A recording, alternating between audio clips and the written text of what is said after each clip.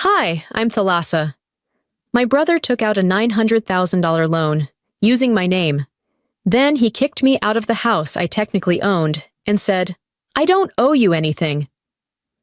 But the worst part? It wasn't just the loan. It was the years they let me believe I mattered, only to erase me behind closed doors. They used my credit, my silence, and my love, like I'd never notice. How does a family smile at you at breakfast while planning to bury your name under their lies? And why did no one stop him? The day had started with a rare kind of stillness. Late September sun filtered through the blinds in long, slanted lines across the kitchen tile. I sat with a mug of chamomile, reviewing lesson plans on my laptop, the faint hum of the dishwasher murmuring in the background. For a moment, things almost felt normal, like the chaos of the past year had faded enough to let me breathe. Living at Dorian's place wasn't ideal, but after the divorce, it felt safer than being alone in some one-bedroom apartment with paper-thin walls and no sense of connection. He'd offered, of course, said it was the least he could do. Stay as long as you need, he told me with that big brother tone that always sounded generous to outsiders, but never quite rang true to me. Still, I accepted. At 36, restarting life was easier with a roof over my head, even if it wasn't really mine. The phone rang mid-scroll through a teacher's resource website. Unknown number. I nearly let it go to voicemail, but something made me pick up. Hello, may I speak with Thalassa Han? This is she, I replied, my tone instinctively professional. This is Michael from Liberty First Bank. We're reaching out regarding the mortgage payments scheduled to post next week. I'm sorry? I sat up. I don't have a mortgage. A short pause. Ma'am, the mortgage for the Rancho Cordova property is listed under your name. Loan initiated 4 months ago. Would you like to verify the last 4 digits of your SSN to confirm? He read them out. Every single number was correct. I felt the bottom of my stomach fall away. I never took out a loan, I said slowly. This has to be a mistake. He paused again. Well, we have the full application on file. Signed, dated, notarized. We'll email a copy to you now. I barely remembered ending the call. My tea had gone cold. The dishwasher beeped as if nothing had changed, but everything had. My head swam. I opened my laptop, fumbled for my email. The subject line popped up before I was even ready. Liberty Mortgage. Contract copy. My name stared back at me from the first page. The signature, it looked like mine, but I knew better. I pulled the small box of personal files I'd stashed under the guest bed. Old pay stubs, tax returns, a folder labeled divorce, and a bundle of unopened mail I hadn't felt like facing. No mortgage application, no clue. Just a tight, rising panic, and the feeling that something very wrong had been building behind my back. I stepped into the family room to clear my head, and maybe find Dorian to ask if he'd gotten any weird mail. That's when I noticed the photo wall. A neatly arranged grid of family snapshots. His housewarming party, his son's birthday, even a summer barbecue with some cousins. Not one picture of me. I'd been living here for months. I'd cooked meals, picked Jace up from school once or twice, paid for half the groceries without anyone asking. And yet, it was like I didn't exist. I stood there longer than I meant to, tracing the edges of the frames, looking for my face. I wasn't just forgotten. I'd been edited out. Suddenly, I remembered something Dorian said a while back, in that careless way he often joked when he thought it made him sound clever. We were talking about finances and credit, and he'd said, "You've got the score, sis. Use it while it's good." At the time, I laughed. I always did. I thought he was teasing me for being responsible. But now, my fingers moved faster than my thoughts. I grabbed my phone, opened my banking app, and then pulled up a credit report. I had to know. Had to see it for myself. Because if he'd actually done what I was starting to suspect, there it was. Liberty First Mortgage, $902,730, under my name. I tried to carry on like nothing had happened, like I hadn't seen my name on a 6-figure loan I never signed, like I didn't feel my breath catch every time I looked at Dorian. He went about his days with the same swagger, the same casual cheer as always. I noticed how he whistled while making coffee, scrolled his phone during meals, made plans for the weekend like the world hadn't shifted. I watched him through new eyes. No longer just my brother, but possibly the man who'd taken something I could never fully get back. The mornings were the hardest. I'd sit in the kitchen, pretending to look over my substitute teaching apps while my stomach churned. The silence between us didn't come from conflict, it came from knowledge, and I had more of it than he knew. That Thursday, Dorian was upstairs on a call. I was folding towels in the hallway when I heard Jace's voice from his bedroom, giggling through a video chat with a classmate. "Who's that?" the other kid asked, probably pointing at me through the screen.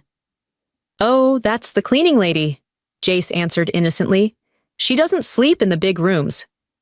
I froze mid-fold, towel half hanging from my arm. My throat went dry. I stood in that hallway longer than I should have, invisible to the child I once helped with school projects, the boy who called me Aunt T just a year ago. I wasn't mad at him, he only repeated what he'd been told. But the message was loud enough. That evening, I went back to my room, not even mine, just the one with the door I was allowed to close. My suitcase still sat half open in the corner, exactly where I'd left it the day I moved in. I realized I'd never unpacked, never hung clothes, never claimed a drawer. I'd told myself it was because I didn't plan to stay long, but deep down, maybe I already knew. I wasn't meant to belong here. I remembered Dorian handing me the spare key when I first moved in. "Stay as long as you need," he said, tossing it into my palm like it was an afterthought. It had felt generous at the time. Now, it felt like a setup. The next morning, I decided to take a break from the house. I needed air. I walked to the grocery store a few blocks away, one of those neighborhood chains with self-checkout and overpolite greeters. I picked up essentials: eggs, frozen spinach, almond milk, and granola. It wasn't much, but I figured it'd be enough to keep out of the family pantry for a few days. The less I used from Dorian's shelves, the better I felt. At checkout, I inserted my debit card. The screen blinked red. Then came the sound. Short, sharp, robotic. Declined. "Try again?" the cashier said, already bored. I did. Same result. She raised her eyebrows and asked, louder this time, "Do you have another card?" A small line had formed behind me. A man coughed impatiently. My skin itched with embarrassment. I dug into my purse and pulled out a crumpled $20 and a few singles, barely enough to cover the bill. She took it wordlessly, handed me my change with a look I'd seen before, the kind reserved for people who'd made bad choices. Outside, I sat in the car without starting it. My hands trembled as I searched my phone. Can a mortgage loan ruin your credit if you didn't open it? The articles flooded in. Identity theft, family fraud. The more I read, the colder I felt. That night, the dinner table was quiet. Dorian carved into his steak. Irene, his wife, passed the salad. Jace was in his room, probably playing video games. No one asked where I'd been. No one mentioned the mail, the groceries, or why I hadn't joined them at breakfast. I picked at the mashed potatoes, more out of habit than hunger. Dorian looked up at one point and said, "Everything good?" Like nothing in the world was wrong. I nodded. "Fine." I watched him chew. Watched him talk about some new listing he was excited about. Watched the way he avoided eye contact when he mentioned numbers. He was pretending nothing had changed, but I had. Because I finally saw it clearly. This wasn't about generosity. This was control. This was convenience. And I wasn't going to play along anymore. I sat through that dinner like it was a meeting with a stranger I owed nothing to. I finished my food, stood up, and rinsed my plate. And in my head, I made a quiet vow. I won't stay invisible much longer. The next morning, I pulled the storage box from under the bed. It had followed me through 2 apartments, the divorce, and now here, folded letters, tax returns, and a jumble of forms I'd filed away during the years I worked as a teacher. I never thought I'd need to go through them again. But today, my hands moved with purpose. Near the bottom, beneath a school fundraising receipt and an old recommendation letter, I found what I was looking for. A scan of the form Dorian had once asked me to co-sign. "Just an employment thing," he'd said, sliding the paper across the kitchen counter over microwaved lasagna. I remembered the way he smiled, like it was no big deal. I'd trusted him, blindly, stupidly. I held it up to the light. The signature page had a font mismatch. The date didn't sit where it should. I pulled out my phone, logged into my old email account, and searched for the digital copy I'd sent myself back then, one of my few compulsions, backing up everything. When it loaded, I sat completely still. The original had expired 6 months after signing. That was over a year ago. The copy I held now had fresh dates, extended clauses, and language I never remembered approving. Dorian hadn't just reused the form. He'd rebuilt it. There was a name for what I was looking at, and it wasn't family. By mid-afternoon, I couldn't sit in that room any longer. I needed to get out, breathe different air. I texted Kelby, an old colleague from the district, someone who had once invited me to her daughter's birthday party and called me too honest for politics. We met at a cafe near 10th and N Street, the kind that played light jazz no one actually listened to and served drinks in real ceramic mugs. Kelby looked the same, wiry frame, a quick smile, and eyes that always looked like they knew more than she let on. After catching up on the surface-level things, teaching schedules, union drama, I brought up Dorian. Casually, carefully. She stirred her chai. "I remember seeing your name on some lender paperwork years ago. Thought you were a co-borrower." I blinked. "Years ago?" "Yeah, this was before COVID, I think. He used to come into my office a lot. Everyone knew he was trying to get pre-approved, but had awful credit." I nodded slowly, trying not to let my face crack. "I guess I wasn't in the loop." Kelby squinted at me. "You didn't know?" "I do now," I said.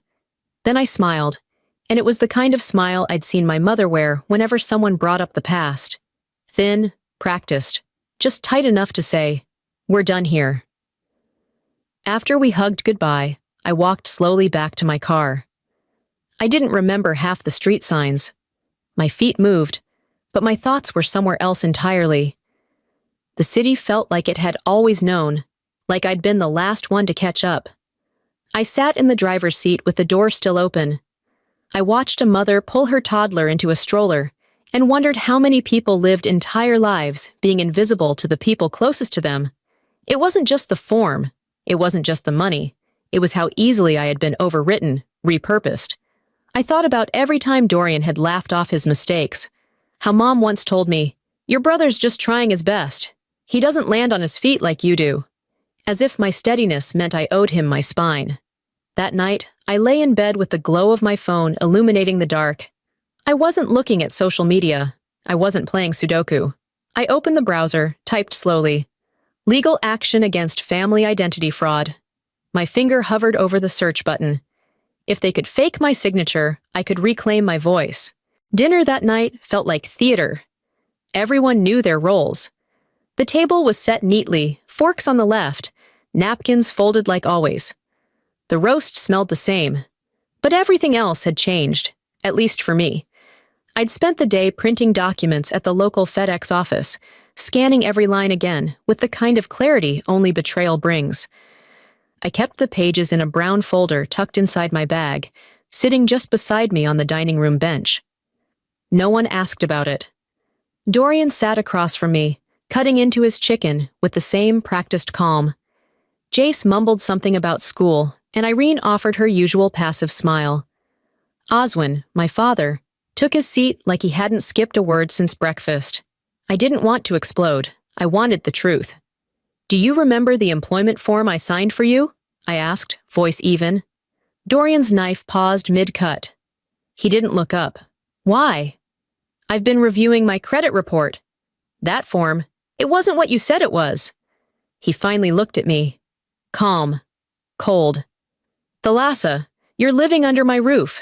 Maybe show a little more gratitude than questions. I blinked. My pulse thudded, but I didn't flinch. Jace glanced up from his plate, confused. Irene reached for the salt like nothing had happened. Oswin cleared his throat, but said nothing. I wasn't just being ignored. I was being warned. The rest of dinner played out in a strange quiet. Every word sounded distant, as though they were talking around me instead of with me. They laughed about a neighbor's new deck, about Jace's soccer team, but no one circled back to what I'd said. Later, after the dishes were done and the house had settled, Irene knocked softly on my door. I didn't want to open it, but I did. She stepped inside like a counselor, hands clasped, eyes gentle in that practiced way. I know you're upset, she began, but this isn't the way. I crossed my arms. We're family. We keep things internal. You start poking into legal territory, that changes everything. Irene paused. Her voice lowered like we were in a church. Your brother is doing well now. This house, this life, it's stable. Please don't ruin that. You're stronger than this. That word, strong. It always came when someone wanted me to carry something they didn't want to admit was heavy. I didn't respond. I just watched her. She meant every word. She wasn't lying, but she wasn't seeing me either. I waited until she left, then closed the door behind her gently. Not out of respect, just to stay quiet. Back in my room, I pulled out the brown folder. I flipped through the pages again, not to double-check, but to remind myself I wasn't imagining it. They hadn't denied anything. They just told me to shut up. They didn't say I was wrong. They said I was inconvenient. The room was still. Outside, I heard Jace laughing at something on the TV. Dorian's footsteps down the hallway. The hum of the fridge, steady as ever. I sat on the edge of the bed and felt a clarity settle in. If keeping silent kept this version of family intact, maybe it was time that family broke. I opened my laptop, attached the altered form, the mortgage notice, and a short message. Subject: fraud inquiry. Family member, misuse. In the message body, I included only the necessary words. And at the very end, I typed one more sentence before clicking send. I'm done asking. I'm ready to act. The morning after I sent the email, I woke to a buzz on my phone. A text from Dorian lit the screen. You want to make this legal? Good luck. Law doesn't forbid stupidity. I stared at it, letting the words sit in silence. They didn't sting as much as they should have. In fact, there was something almost comical in how predictable it was, how quick he was to defend his lie with insult instead of truth. I didn't respond. I just saved the message, forwarded it to the legal aid clinic, and added it to the folder labeled Case Evidence. In the subject line of the email, I wrote, Ongoing psychological intimidation. Family member misusing identity. I knew better than to expect sympathy. But facts, they had a different weight. As I sat in the stillness of the kitchen, the memory of his voice from years ago crept back in. I was 24, had just landed my first teaching job, and Dorian had missed rent again. You're the strong one, he'd said back then. You always figure things out. That line became his get out of responsibility card. Every time he disappointed, every time he took more than he gave, someone, usually Mom, would repeat it like a mantra. Thalassa's strong. She doesn't need help. Just before noon, my phone rang. The caller ID said Magda. I hadn't seen her in years. Mom's older cousin, sharp-tongued and allergic to small talk. I hesitated before answering. Thalassa, she said without greeting. I heard there's trouble. I'm working on it, I replied. Meet me at Lucky's Diner off Sunrise. I'm buying. I didn't argue. The place hadn't changed since I was a teenager. Vinyl booths, clinking silverware, a chalkboard menu that hadn't been updated since the Bush administration.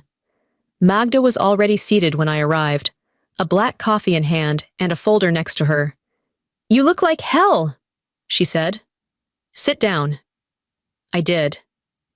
She studied me for a long second. Your mom called me last week. Tried to dance around it, but I could hear it. Something's off. Then I heard Dorian was throwing around your name in mortgage meetings. I didn't confirm or deny. Just let her speak. You know, she said, leaning in, your mother used to brag about you being so strong. That was her way of justifying why she never checked if you were okay. You weren't a daughter, you were a buffer. I didn't expect the lump in my throat, but there it was. I've got a guy, she continued, sliding a business card across the table. He's semi-retired, did estate fraud cases for 30 years. Not flashy, but he knows how to make paperwork bleed. Tell him I sent you. I picked up the card. Clean design. No logo, just a name and a number. I'm not doing this out of pity, she added. I've just seen enough women in this family get eaten alive by loyalty. I didn't cry, but I felt seen, fully, finally, without having to explain myself. We finished our lunch. She paid in cash and left first, saying she hated long goodbyes. I stayed behind for a few extra minutes, stirring what was left of my tea. When I walked out, the sun hit my face with quiet heat. I wasn't fixed, I wasn't healed, but I had a number in my hand and someone who finally acknowledged that I had been wronged. That night, I stood in the mirror, whispering words I hadn't allowed myself to say out loud. This house was bought with my credit, my name, my future. The words didn't tremble this time. I wasn't going to be their backup plan anymore. The legal aid office didn't look like much. Gray walls, scuffed floors, chairs lined up like people who'd stopped asking to be seen. I walked in holding a manila folder so tightly the edge had creased into my palm. Inside were months of questions and 3 weeks of evidence. Flash drives, printed statements, copies of documents with my name on them, but not my choices. The receptionist didn't ask what brought me in. She just passed me a clipboard and gestured to the waiting room. The quiet in that space was different than the one at Dorian's house. This was the silence of people preparing for a fight, not avoiding one. A young paralegal named Seth called my name and walked me down a hall. We sat across from each other at a conference table too big for our 2 chairs. I slid the folder toward him, opened to the page with the signature. He leaned in, then frowned. "Do you have any other copies of this form?" he asked, flipping to the next page. "I do," I said. "A digital one I signed last year. I emailed it to myself the same day. This one looks off."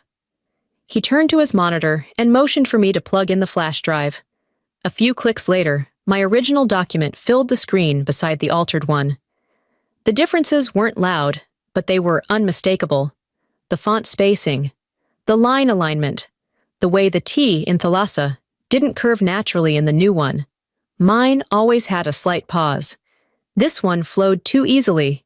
Seth stood up. "I'm going to bring someone in." A few minutes later, an older man in a navy blazer walked in and introduced himself. "Mr. Calder," he said. "I work pro bono through referrals. Magda sent your case." He took one look at the documents and didn't bother to sugarcoat it. "This signature was practiced, not faked in a rush. Someone rehearsed it. The slant is too confident. Yours shows caution. This doesn't." My chest tightened, not from shock, but from validation. It was the first time someone didn't need me to beg them to believe me. He clicked open another file, the full mortgage agreement. "Look here," he said, pointing. "Dorian structured this in your name as the primary borrower. He used your credit entirely. You're the legal homeowner." I blinked. "What?" He nodded. "He listed himself as a secondary occupant. There's no joint title. The bank's internal memo, here, confirms that they only approved the amount based on your FICO.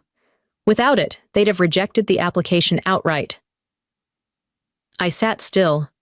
I couldn't decide which part hit harder, the fact that I legally owned a house I was afraid to knock on, or that my name had bought a lie. "With this," Calder said calmly, "you're not just a victim. You're the rightful claimant. You have standing, and frankly, a strong one." The folder felt heavier when I picked it up. We scheduled a formal intake meeting for next week. Calder walked me to the door and gave a small nod before turning away. No pep talk.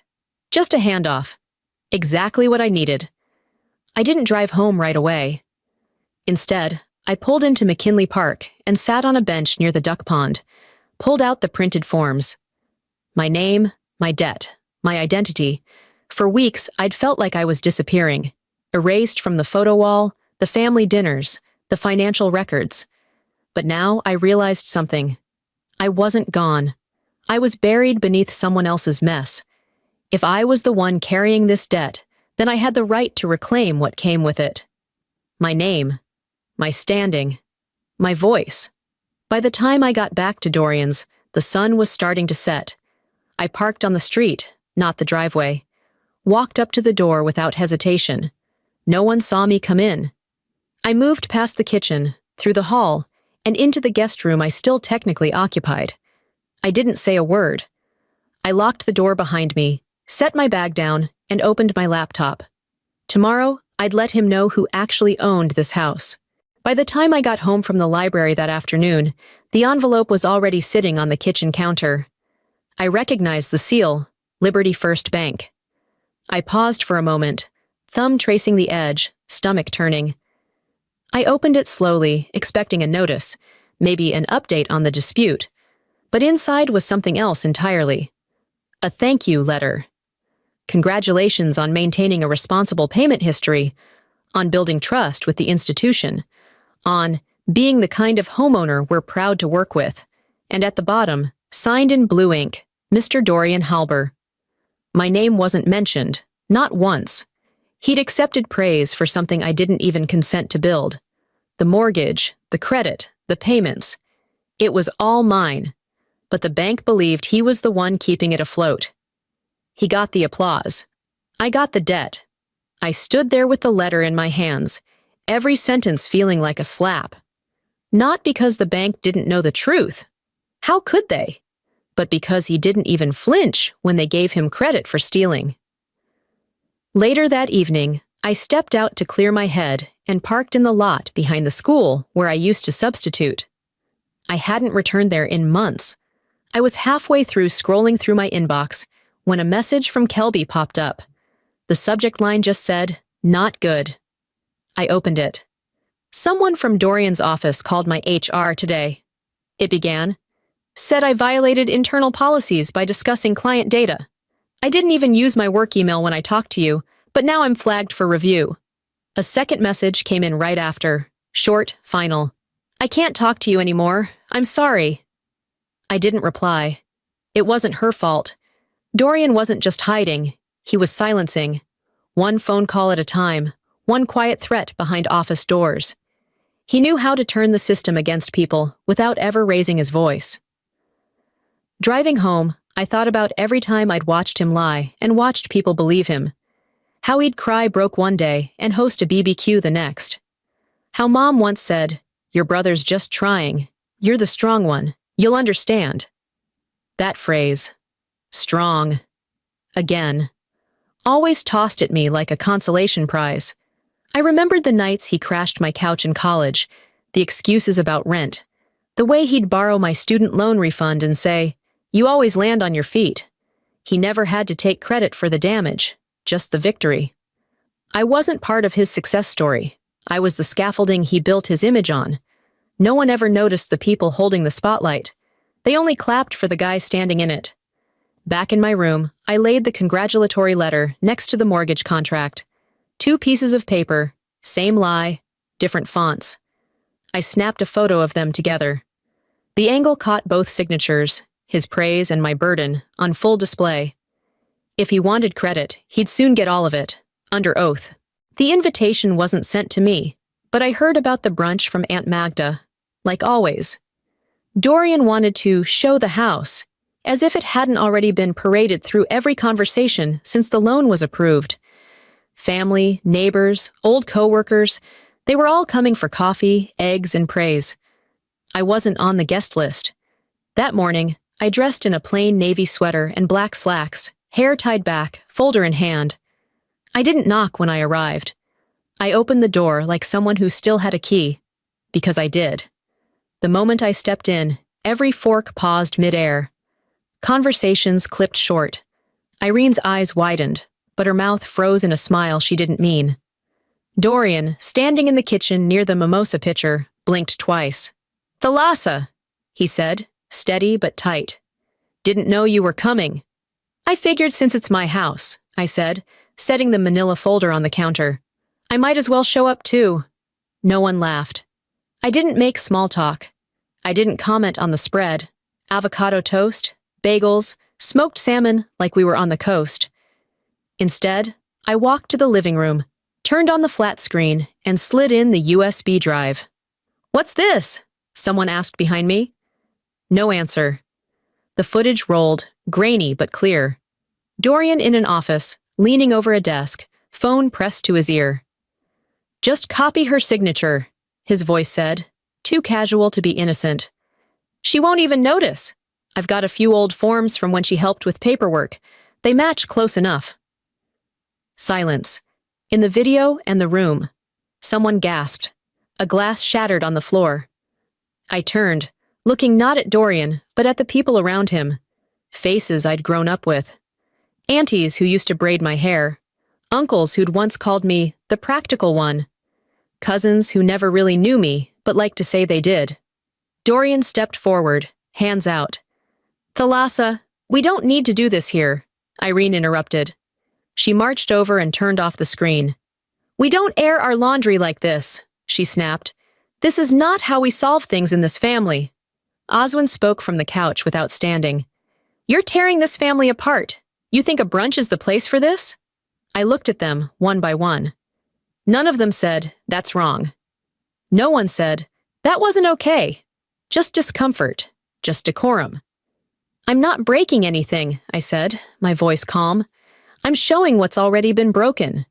Magda didn't speak, didn't move, just sat in the corner with arms crossed, eyes locked on Dorian like she'd been waiting years for this moment. I placed a copy of the mortgage agreement on the coffee table, right on top of a stack of coasters printed with the word family in cursive script. And then I turned and walked toward the front door. No one followed, no one asked me to stay. Out in the driveway, just as I was opening my car door, I heard soft footsteps. It was my cousin Lila. She touched my elbow gently. "We didn't know it was you," she whispered. "We thought he just used someone." I nodded once. Not in forgiveness, not in understanding. Just a mark of receipt, a message delivered. I didn't reply. Because next time they saw my name, it would be in a courtroom docket. I came back the next morning, not for a confrontation, just for my things. A few jackets, my planner, the small box of receipts and lesson outlines I kept beside the bed. I wasn't ready to see him again, but I wasn't going to let him erase me quietly either. The air was cool as I stepped onto the porch.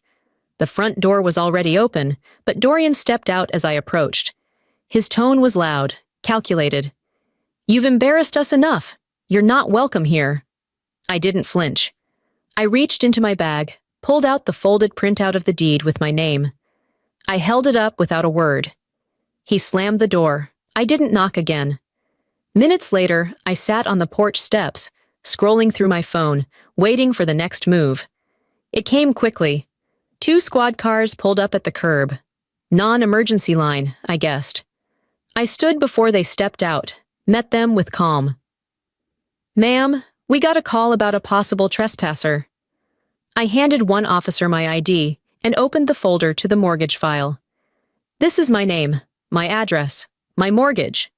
He read it over, exchanged a look with his partner, then pulled me a few feet aside. "You can fight this," he said gently. "But not today. He's still listed as the resident. We can't remove him without a formal court order." "I'm not asking you to," I replied. "I'm leaving."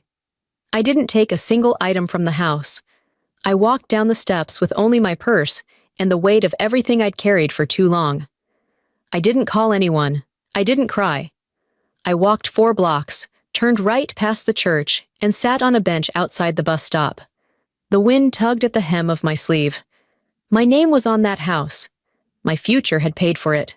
But now I was standing on a sidewalk, waiting for a bus like a stranger in my own life. I thought about the term eviction. It wasn't the right word. I hadn't been removed from a home. I'd been denied the illusion that I ever had one to begin with. By late afternoon, I arrived at the women's shelter on 14th, a quiet building tucked between an old library and a bakery. I walked in with my shoulders straight, not proud, not defeated, just moving forward. A staffer named Nia greeted me with kindness that didn't come with pity. She showed me to a modest room, twin bed, small desk, warm light. No questions I didn't want to answer. "You need anything, we're just down the hall," she said before closing the door. I stood there a long moment. Then I sat. Then I laid back. The mattress wasn't soft, but it held me. And for the first time in weeks, I let my body rest, because no one was watching me collapse. The next morning, I woke early. The air outside was crisp, almost brittle. I wore my best slacks, the same gray cardigan from my last full-time job, and took the bus downtown.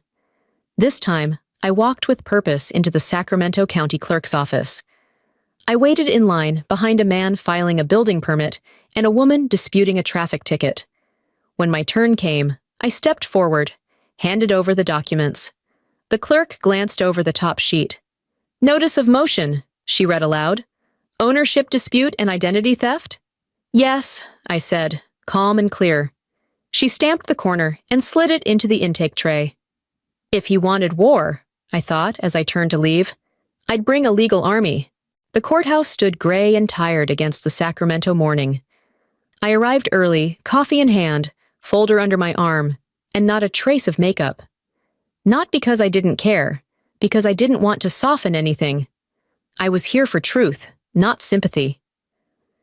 Mr. Calder waited outside, leaning on the stone banister like he'd done this 1,000 times. "You ready to take your name back?" he asked. I didn't hesitate. I already did. Inside, the courtroom was colder than I remembered from jury duty years ago. The kind of cold that sat between the tiles and climbed into your spine. Dorian sat across from me with a lawyer in a navy suit, too expensive for his income. Irene was behind him, jaw set like stone. Oswin was absent. Cowardice often wore silence best. I didn't glance at them, not once. We began with paperwork. The judge flipped through notarized forms, screenshots of emails, account alerts. Calder spoke calmly, punctuated each document with a story, a timeline, a cost. "She didn't just lose money," he said, his voice quiet but firm. "She lost her signature, her history, her standing." When my turn came, I stood without shaking. Read my statement without skipping. "I didn't agree to this loan. I didn't authorize these papers. My name was used, but not with my consent." Dorian's lawyer objected twice, first on relevance, then on tone. The judge overruled both. When I finished, I sat down and exhaled slowly. Not relief, not triumph, just breath returning to a place it hadn't been welcome in for weeks.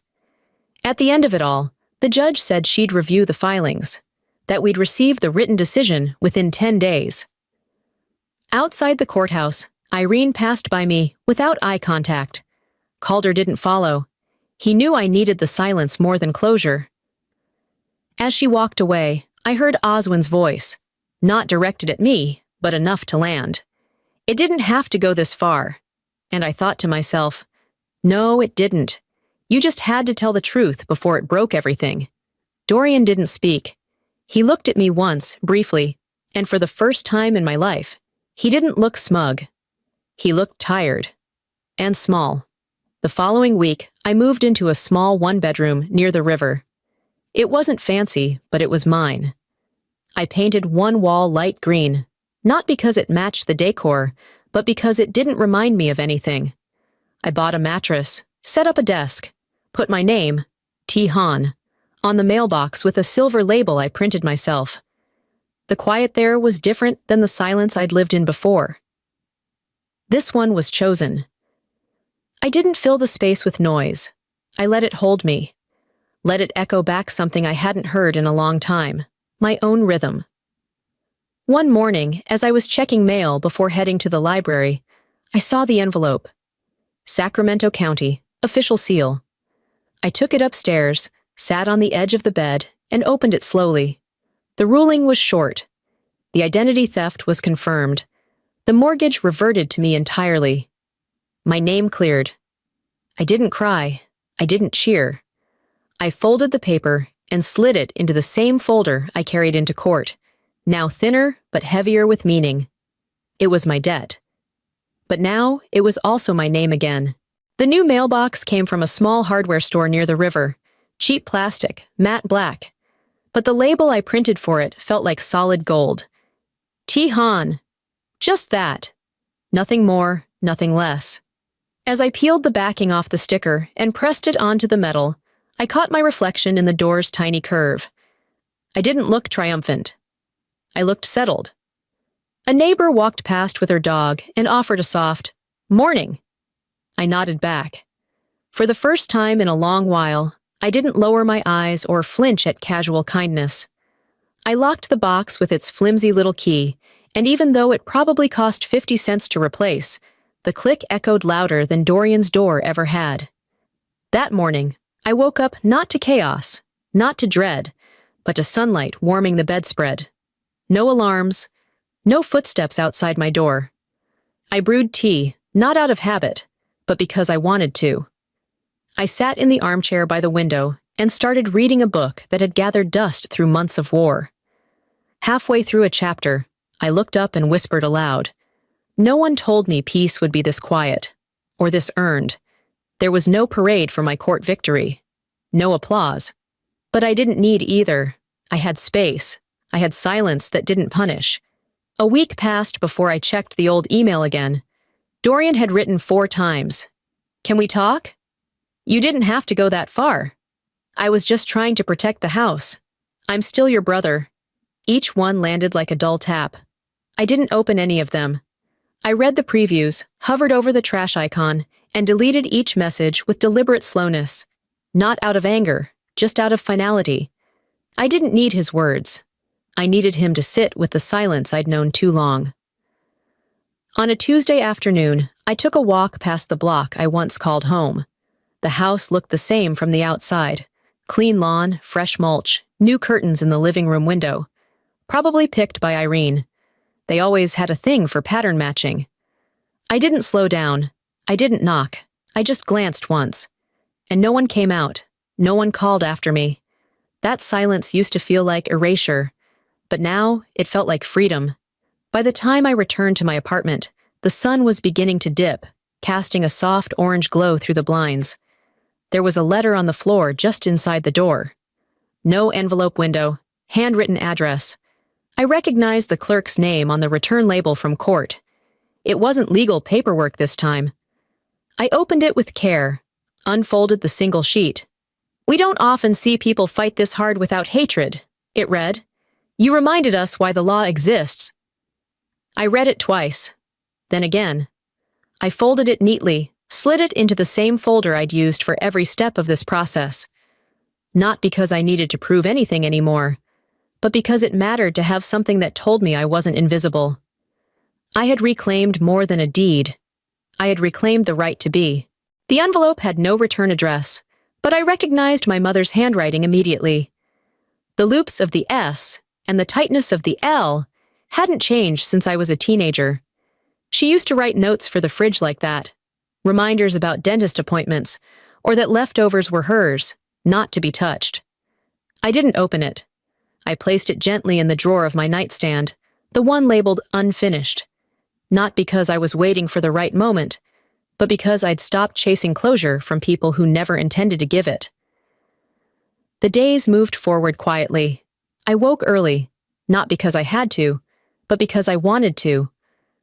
Mornings were mine now, my breath, my windows, my time. At the library, I shelved returned books, tucked away dog-eared pages, and helped an elderly man print a photo of his late wife. I didn't mention courtrooms or last names. No one knew what I'd been through, and I didn't feel the need to explain. Later that week, I walked the path through the community ceramics fair. My name was on a simple sign, handmade by Tihan. The booth smelled faintly of clay and warm coffee. On the corner of the table was a single mug, imperfect, off-center, with a slightly crooked handle. I had etched one word across the front: reclaimed. A woman, maybe in her 70s, picked it up and turned it in her hands. "Why this name?" she asked, curious but kind. I smiled. "Because it wasn't supposed to exist, but it does." She nodded slowly, like she understood more than I'd said, and placed a $5 bill on the table. The mug left with her, but I stayed behind a few moments longer, tracing the empty space it had held. That evening, back at my apartment, I found myself scrolling through old texts. The thread with Dorian still sat unopened, buried beneath grocery store coupons and service alerts. No one had followed up. No one had apologized, and I realized I wasn't waiting for them to. Apologies don't rebuild what was broken. Boundaries do.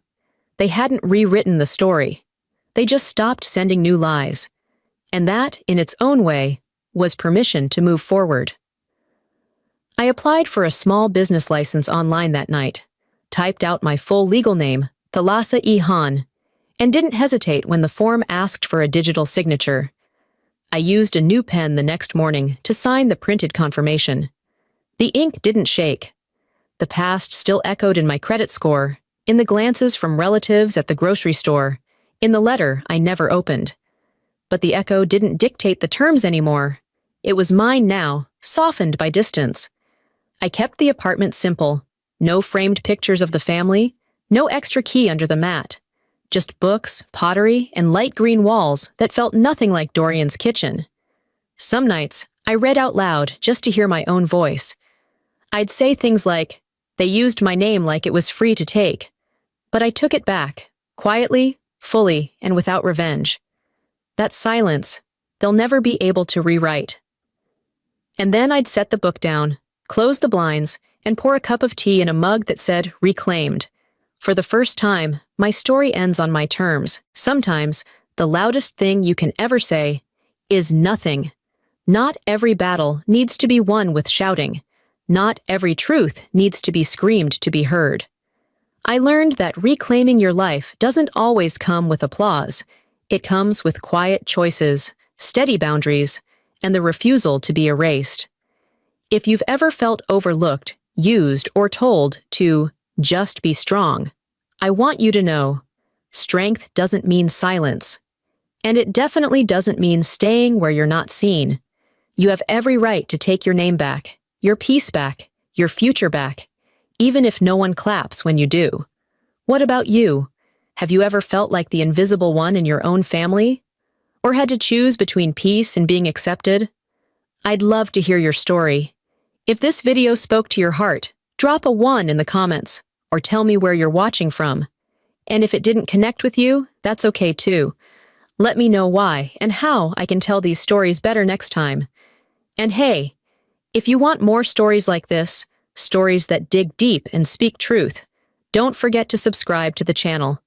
We've got more coming, and I promise, they'll stay with you long after the screen fades.